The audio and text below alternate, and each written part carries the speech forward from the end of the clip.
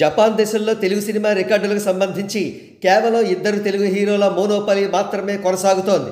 వారిద్దరూ మరెవరో కాదు, గ్లోబల్ స్టార్ రామ్ చరణ్ గారు, రెబల్ స్టార్ ప్రభాస్ గారు. డీటెయిల్స్లోకి వెళదాం. జపాన్లో తెలుగు సినిమాలకు సంబంధించి ఆల్ టైమ్ నంబర్ 1 ఇండస్ట్రీ హిట్గా ఆర్ఆర్ఆర్ నిలిచింది. ఈ చిత్రం 2400 మిలియన్ యెన్లు సాధించింది. అంటే US$లో 17 మిలియన్లు అన్నమాట. రెండవ స్థానంలో బాహుబలి 2 305 మిలియన్ యెన్లు సాధించింది. ఇకపోతే మగధీర చిత్రం 3వ స్థానంలో నిలిచింది. ఈ చిత్రం చాలా ఆలస్యంగా, అంటే 2018లో రిలీజ్ అయినప్పటికీ కూడా 131 మిలియన్ యెన్లు కలెక్షన్లు సాధించింది. కాగా మగధీరతో సమానంగా సాహో కూడా 131 మిలియన్ యెన్లు సాధించింది. ఇకపోతే 4వ స్థానంలో బాహుబలి 75 మిలియన్ యెన్లు సాధించగా, 5వ స్థానంలో ఉన్న రంగస్థలం 40 మిలియన్ యెన్ల కలెక్షన్లు సాధించింది. ఇకపోతే టాప్ 6 మూవీస్లో 3 రామ్ చరణ్ గారివి ఉంటే 3 ప్రభాస్ గారివి ఉండడం గమనార్హం.